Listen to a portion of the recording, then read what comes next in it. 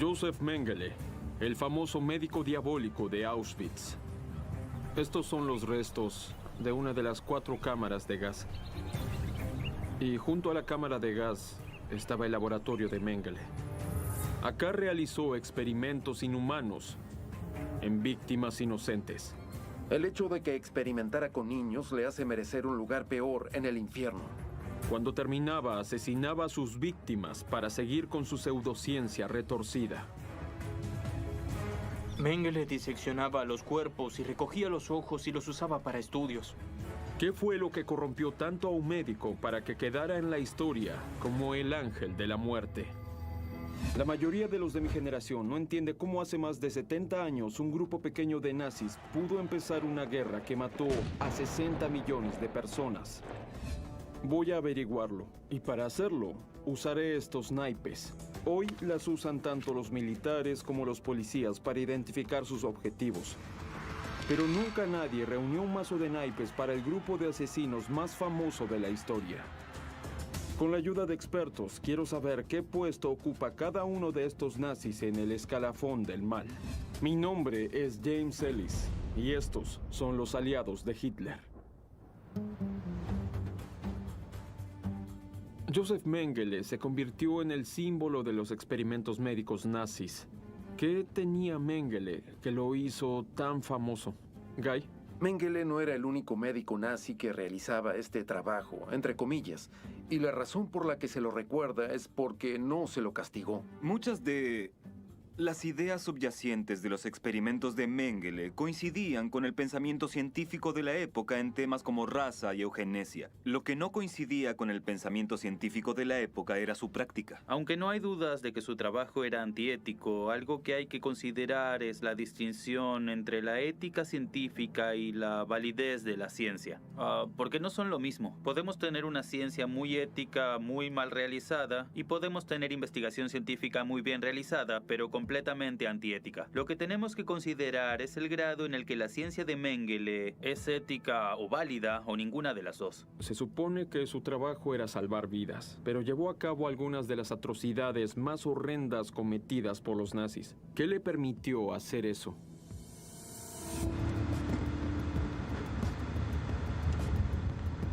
Para responder esa pregunta, empezaré mi investigación en Günzburg, la pintoresca ciudad alemana donde creció. Hay un jardín de infancia a la izquierda, oigo a los niños. Sí, es ese edificio de allá. Me encontré con el historiador Sven Keller para averiguar sobre los primeros años de Mengele y cómo se convirtió en nazi. ¿Este es un patio de juegos? Sí, el patio de juegos Ruth Mengele. ¿Tiene el nombre de un miembro de la familia de Mengele? Sí, tiene el nombre de la esposa de uno de los hermanos de Josef Mengele. Acá la familia Mengele siempre fue conocida por su generosidad, por hacer donaciones sociales, al igual que muchas familias adineradas. Desde principios del siglo XX, los Mengele fueron de los más importantes benefactores de la ciudad, y varios lugares importantes de la ciudad llevan el nombre de la familia. ¿Soy yo o es aterrador que esté el nombre de Mengele pegado en este juego infantil, en un patio de juegos con el nombre de un miembro de la familia Mengele, cuando Josef Mengele realizó horribles experimentos con niños en Auschwitz?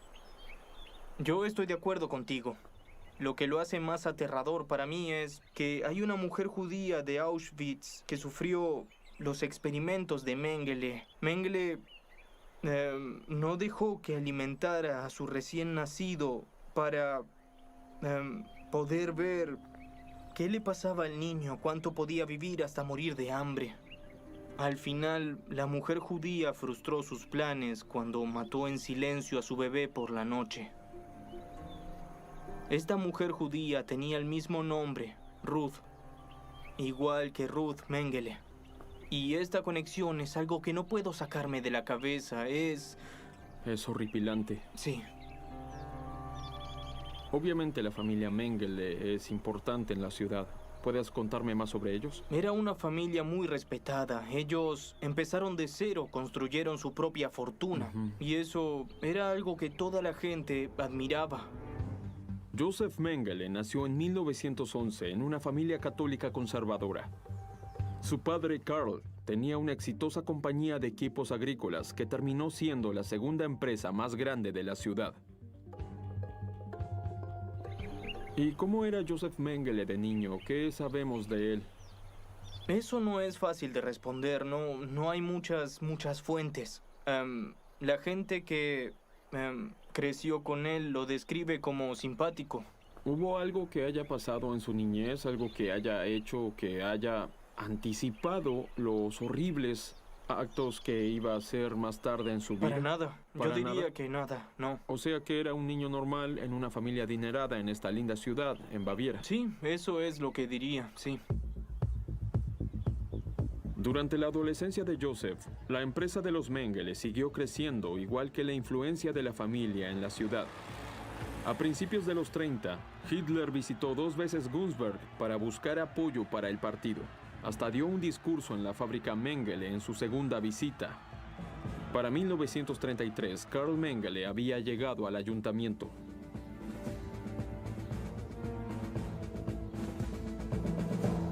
¿Esta calle tiene el nombre del padre de Joseph Mengele? Es el padre de Joseph Mengele, sí. No conozco otro nazi famoso cuyo apellido familiar sea el nombre de una calle. ¿Por qué no le quitan ese nombre? Sí, hay una relación muy compleja entre esta ciudad y esta familia. Sí. La familia es muy respetada e hizo muchas donaciones y era muy difícil para la ciudad tomar distancia de ellos. Yo personalmente habría quitado el nombre. Aunque los Mengele eran exitosos, Joseph eligió no seguir los pasos de su padre.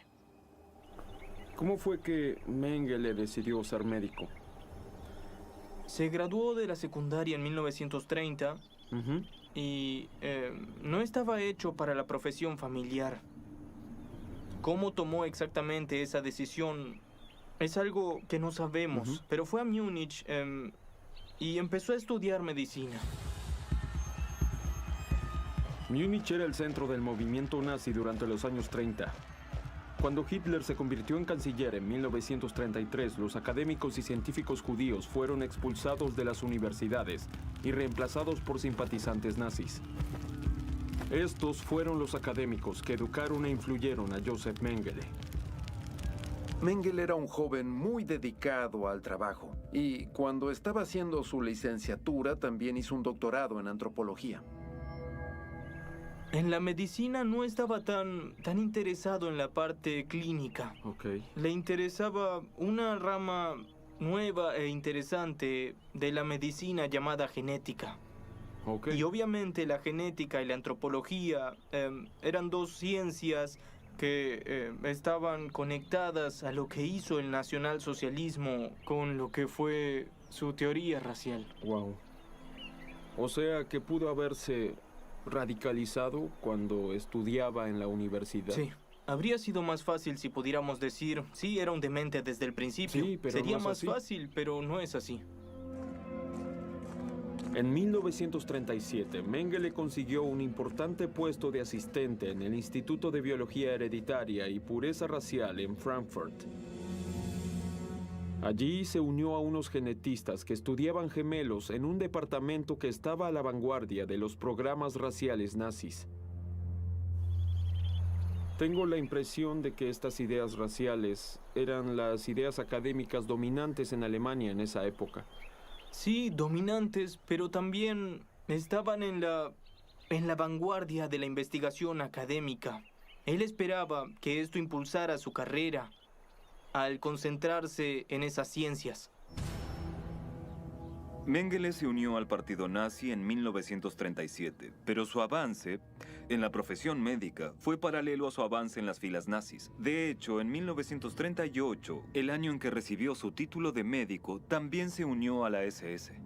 En ese momento, a más tardar, parecía haberse comprometido con el régimen. Ese régimen pronto le permitiría a Mengele cometer algunos de los crímenes más horrendos de la Segunda Guerra Mundial. ¿Esos son ojos? Joseph Mengele diseccionaba los cuerpos y recogía los ojos para hacer estudios. Es muy perturbador. Estoy en la ciudad de Günzburg, al sur de Alemania, con el historiador Sven Keller, rastreando los orígenes de la pseudociencia sádica de Joseph Mengele. Lo que quería mostrarte es este monumento acá. Esto es para las víctimas de Joseph Mengele. Esto... oh. ¿Esos son ojos? Sí, son ojos, sí. Debido a la fascinación que tenía Mengele por el color de los ojos, terminó quitando los ojos de muchas de sus víctimas, y es por eso que el monumento a las víctimas de Mengele, que está en su ciudad natal en Günzburg, consiste en varios ojos diferentes. En un experimento particularmente perverso, Mengele intentó cambiarle la pigmentación a los ojos de 36 niños. Les inyectó tintura de color, lo que les causó un dolor insoportable y ceguera. Cuando todo terminó, los niños ya no le servían a Mengele, así que los envió a la cámara de gas. Me gusta este monumento y lo que también me gusta es que fue hecho por estudiantes de las secundarias locales. ¿En serio? Sí, se les ocurrió la idea de usar los ojos de las víctimas de Mengele para crear una conexión con la persona que mire este monumento. Y al mismo tiempo recordar la historia de la ciudad, esta parte del pasado de la ciudad, y fue una buena manera de hacerlo. ¿Qué clase de mundo puede permitirles a médicos jóvenes como Mengele cometer crímenes tan atroces? ¿Qué abrió la puerta a esta ciencia demente y espantosa? Para averiguarlo, voy a Berlín, que era el centro científico de la Alemania nazi. Alexandra, gusto en conocerte. Gusto en conocerte. Me encuentro con la doctora Alexandra Lobenau, historiadora y experta en eugenesia durante el Tercer Reich. El movimiento de la eugenesia consistía en destruir o eliminar enfermedades mentales y no solo enfermedades mentales, sino deformidades físicas. La eugenesia es una serie de creencias y prácticas que apuntan a mejorar la composición genética de la raza humana. En la actualidad, esta eugenesia negativa se considera repulsiva. En los años 30, los nazis acudieron a la eugenesia para hacer realidad el sueño de Hitler de una raza dominante. Empezaron por eliminar a los llamados alemanes defectuosos. Menos de 6 meses después de que Hitler llegó al poder, cualquier alemán que fuera discapacitado, enfermo mental o diagnosticado con una enfermedad hereditaria era obligado a la esterilización. Unas 400.000 personas fueron esterilizadas. Las personas con enfermedades mentales no podían reproducirse, tener hijos. Pero evitar que los llamados alemanes inservibles tuvieran hijos no era suficiente para Hitler.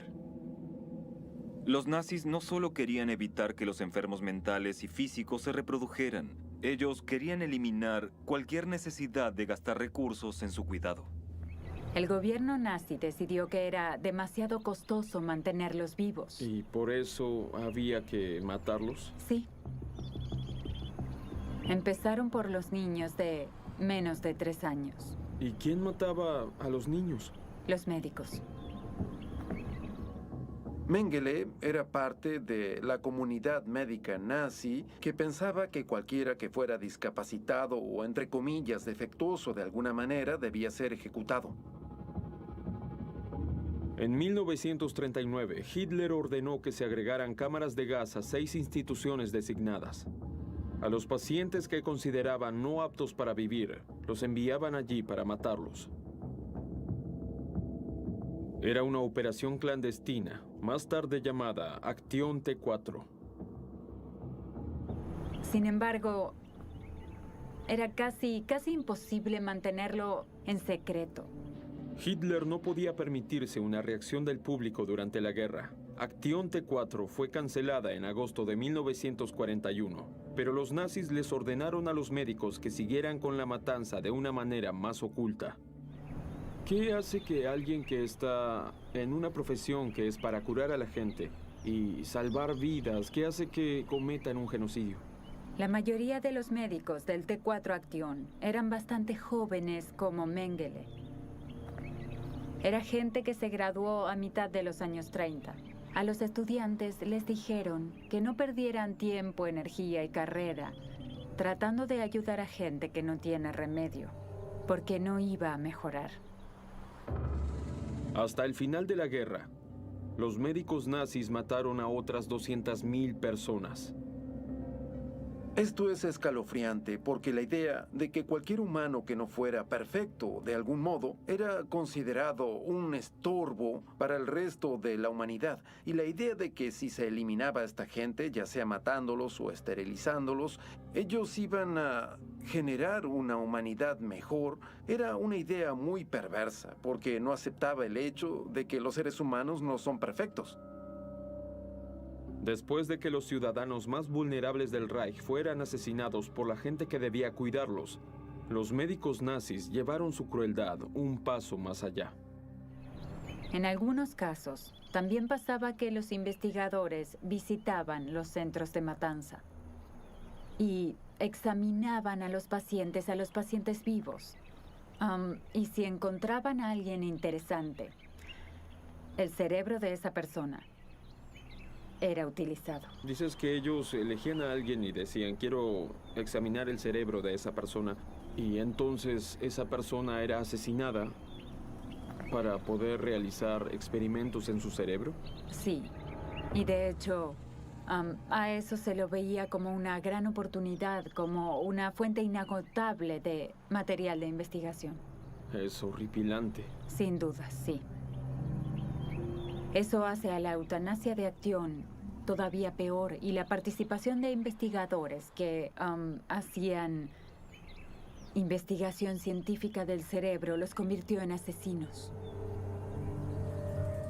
Muchos médicos se sintieron atraídos por la pseudociencia racial y la falsa ideología del partido nazi porque se mezclaba muy bien con muchas opiniones médicas de la época. El interés científico de Mengele nunca se separó de las teorías de ciencia racial que eran hegemónicas en esa época, y específicamente de las ideas nazis de la higiene racial. Este era el mundo en el que se metió Joseph Mengele como un médico joven y ambicioso. Pronto abrazaría la ideología inhumana de los nazis con un fervor escalofriante. Él no tenía ningún sentimiento humano por estos niños. Tengo la misión de determinar en qué lugar se ubica el famoso médico Joseph Mengele en el escalafón del mal de Hitler. Llegué al lugar del ex campo de concentración nazi en Sachsenhausen para conocer a alguien que eligió su carrera después de cruzarse con una de las víctimas de Mengele. Astrid. Oh, James. Hola. Gusto en conocerte. Gusto en conocerte. ¿Cómo estás? La doctora Astrid Ley es historiadora y directora asistente del sitio conmemorativo y museo de Sachsenhausen. ¿Qué fue lo que te atrajo hacia este campo de estudio?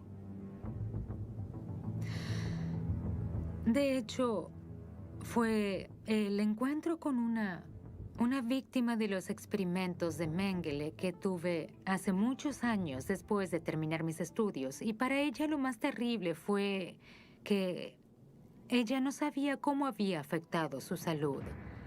Así que me puse el objetivo de averiguar qué hicieron los médicos nazis y decírselo a las víctimas sobrevivientes.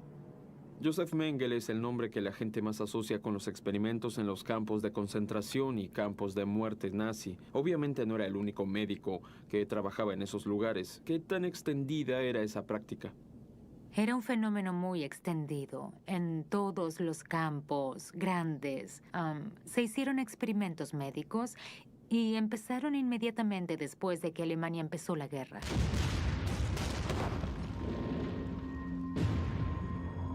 Los nazis también alentaron los experimentos médicos para ayudar a las fuerzas de combate.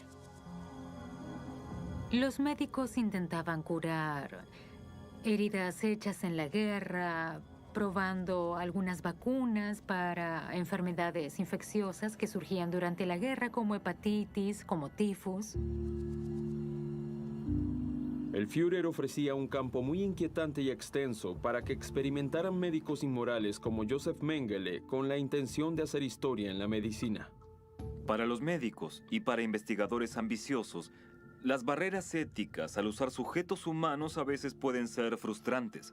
Pero el sistema de campos de concentración les daba sujetos con los que los médicos podían experimentar todo lo que quisieran. ¿Qué clase de experimentos médicos se realizaban acá? En ese momento, la hepatitis no era conocida como se conoce hoy, como una infección viral.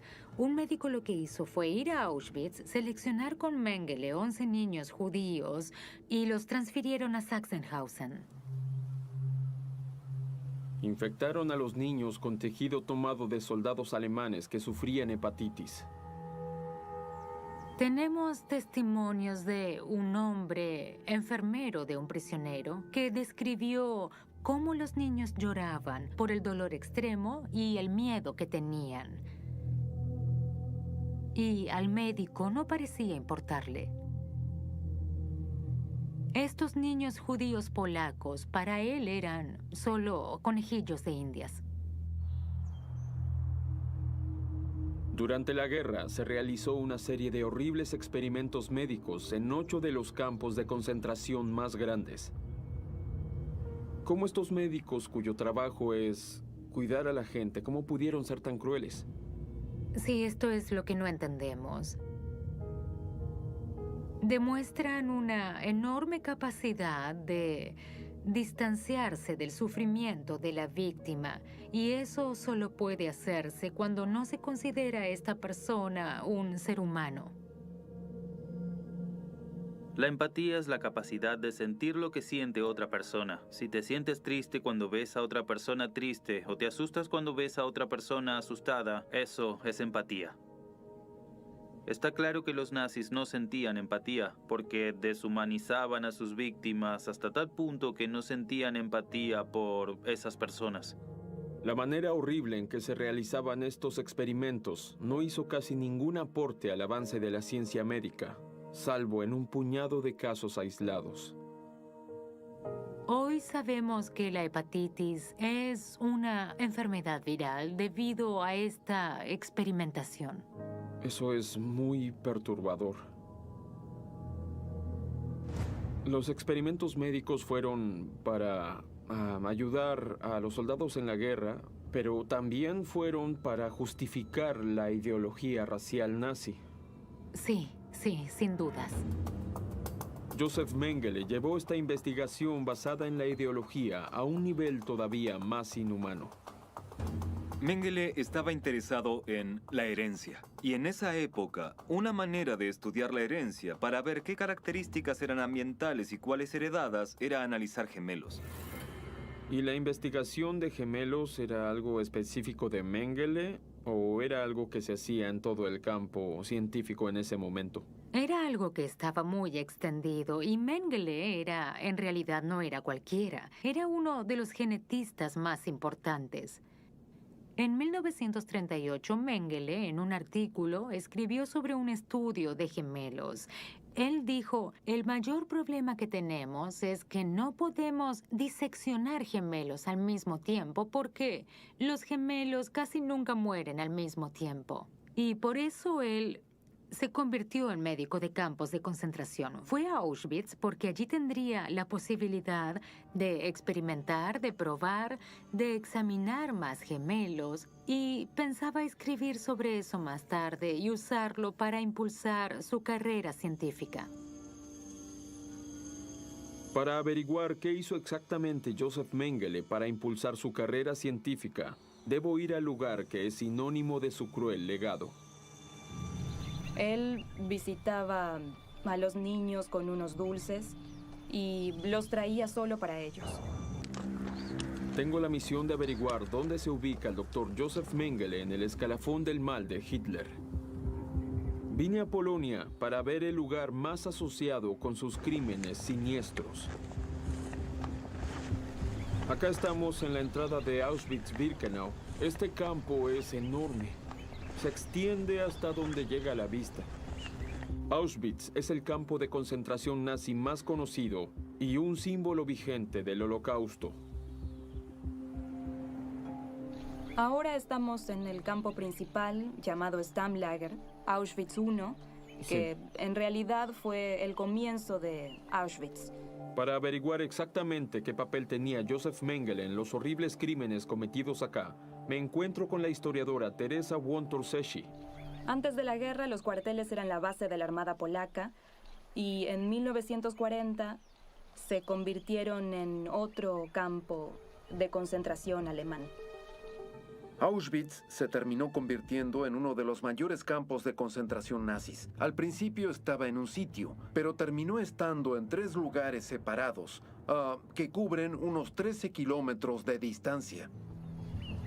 Josef Mengele llegó a Auschwitz en mayo de 1943. ¿Por qué vino acá? Lo enviaron acá luego de haber cumplido su deber militar como médico. Mengele era un oficial del cuerpo médico de la Waffen-SS, la tropa de combate más fanática de Hitler. Fue herido en el Frente Oriental en 1942 y después de recuperarse pidió un puesto en Auschwitz. Josef Mengele era uno de los pocos médicos de Auschwitz. Cuando los trenes llegaban a Auschwitz, era el trabajo de uno de estos médicos de la SS, incluido Josef Mengele, seleccionar los judíos para ver quién iba a las cámaras de gas y quién era apto para trabajar. Él solo decía izquierda, derecha, y de esa manera decidía si alguien iba a estar muerto en cuestión de minutos o si iba a vivir un día más y quizás un par de semanas hasta morir trabajando. Esa era una de sus funciones principales.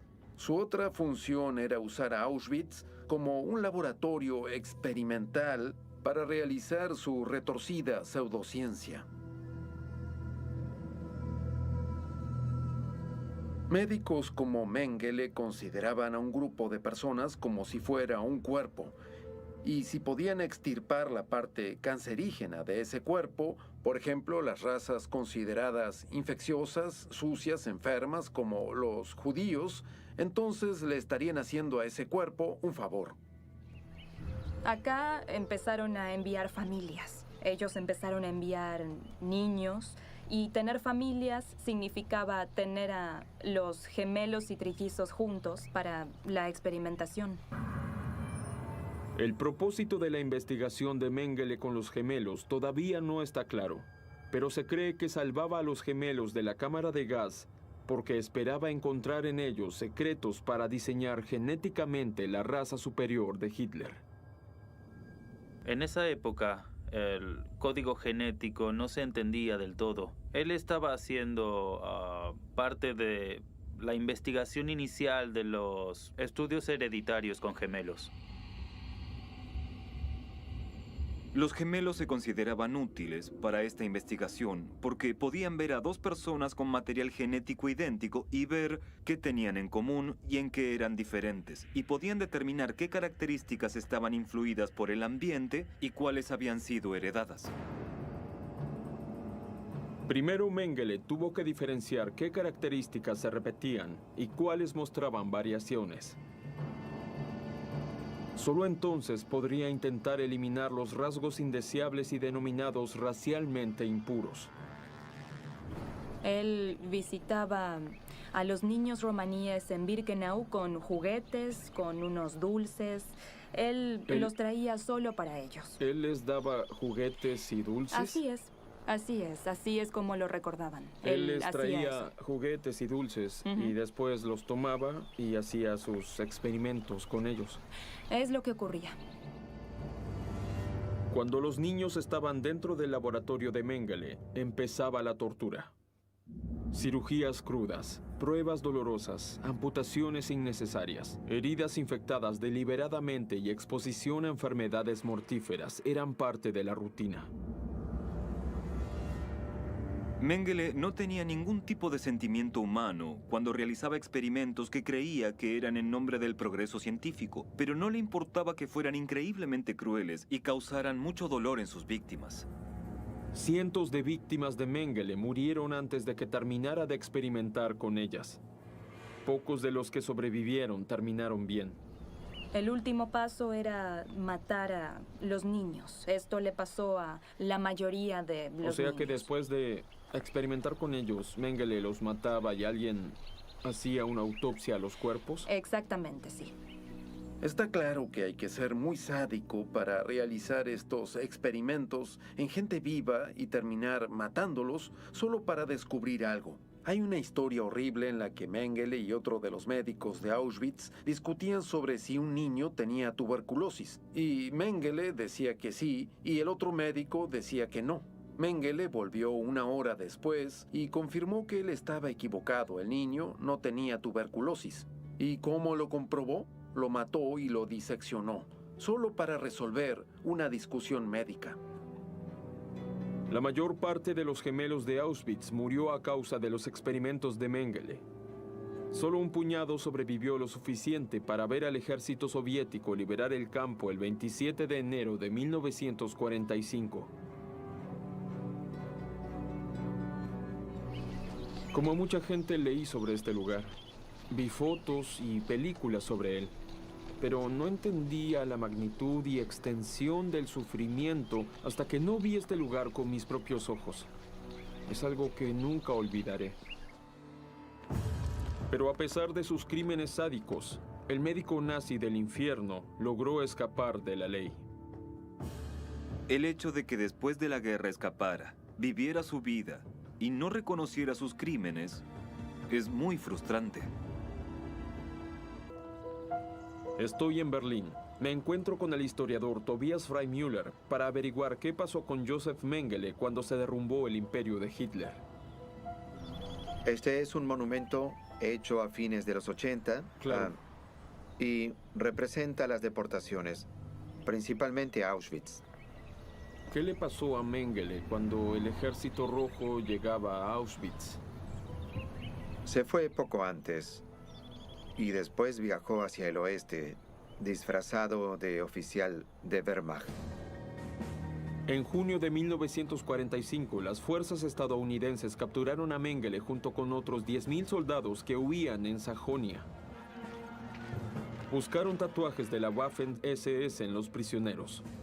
Pero cuando Mengele se unió a la SS, había decidido no tatuarse. Así que fue liberado con un nombre diferente. Empezó a trabajar como labrador en el sur de Alemania por un largo tiempo. Después el mundo empezó a enterarse de los brutales crímenes cometidos por los médicos nazis. Todos los acusados participaron de manera ilegal, voluntaria y consciente en el planeamiento y comisión de crímenes de guerra y contra la humanidad. Hubo un juicio a médicos que se hizo en Nuremberg, donde los médicos que habían cometido atrocidades al servicio del nazismo fueron juzgados.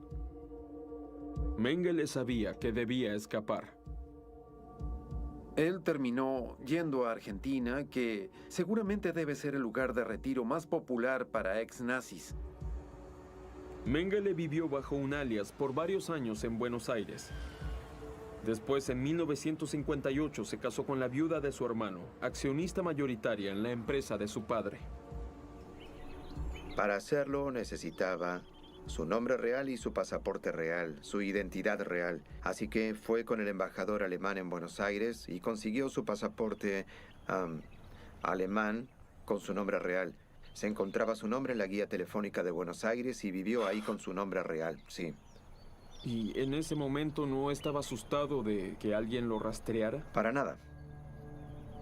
Los aliados persiguieron a los nazis por unos 3 o 4 años y después dejaron de hacerlo porque ya no tenían la voluntad ni la capacidad de lanzar decenas de miles de persecuciones porque les llevaría décadas.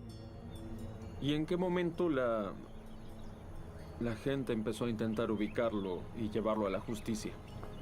A fines de los 50, por fin, se emitió una orden de arresto a su nombre. En 1960, el Servicio de Inteligencia israelí, el Mossad, capturó a Adolf Eichmann en Buenos Aires. Se dispusieron a capturar a Mengele en la misma operación. Asustado, Mengele huyó a Paraguay, pero el Mossad lo siguió, así que él cruzó la frontera a Brasil. Desde ese momento su vida se volvió un poco menos cómoda. Tuvo que cambiar de casa un par de veces. Por más de 3 décadas, los parientes de Mengele en Günzburg habían sido cómplices y ayudaron al fugitivo nazi. Le dieron ayuda económica y negaron conocer su paradero. Solo su hijo estaba dispuesto a preguntarle sobre sus crímenes. Y cuando su hijo lo visitó a mediados de los 70, le preguntó sobre Auschwitz y le preguntó sobre lo que hizo. Y el hijo después contó que su padre no mostraba arrepentimiento, que todavía decía que lo que hizo fue correcto, que había estado bien y que no tenía que pedir perdón por nada.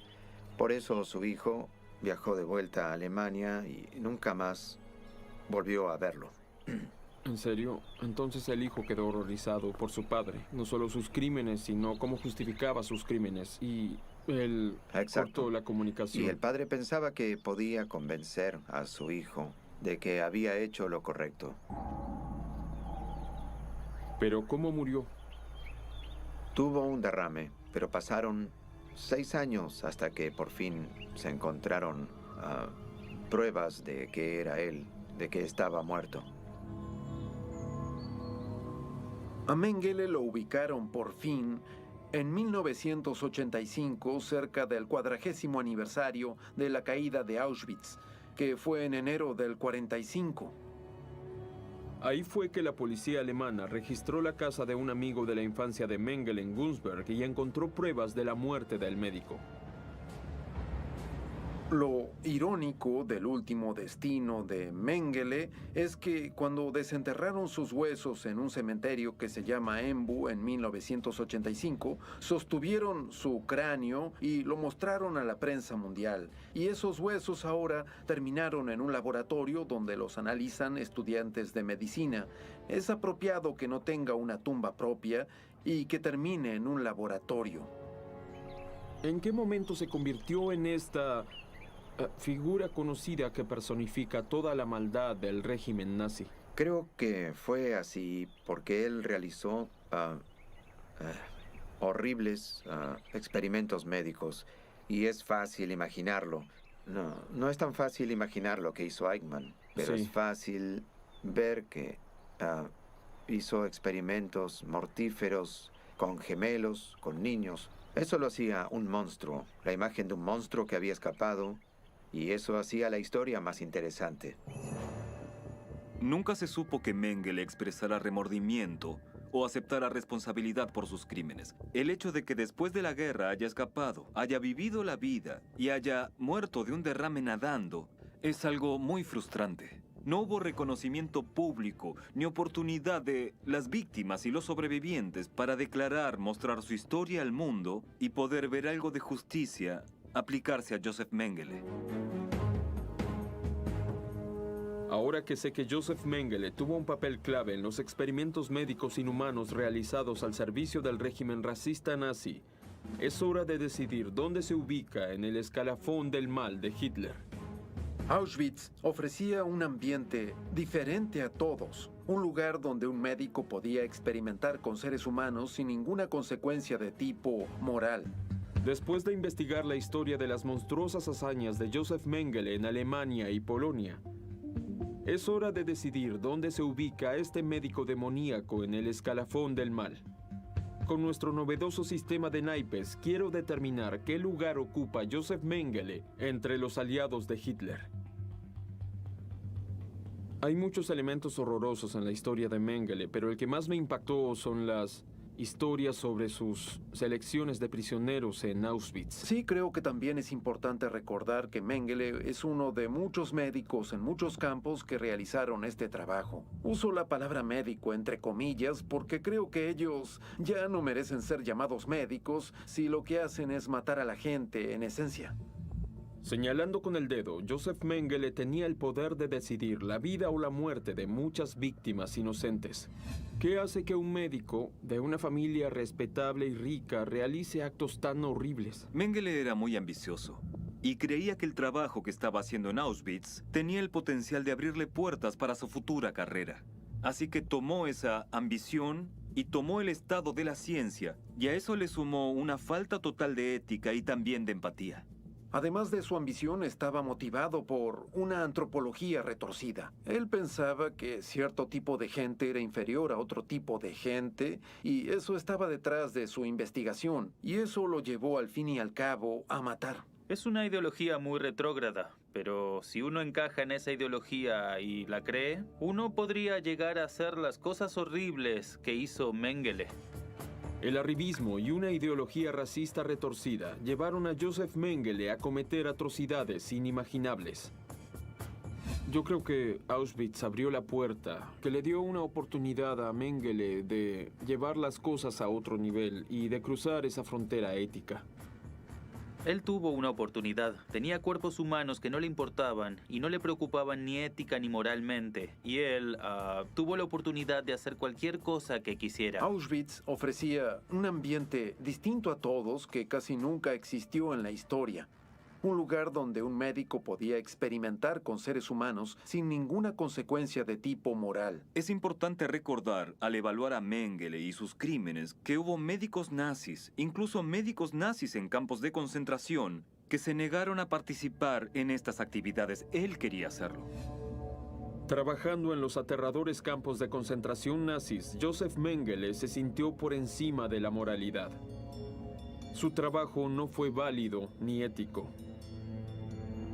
Traicionó su juramento hipocrático y, lo que es peor, nunca pagó por sus crímenes.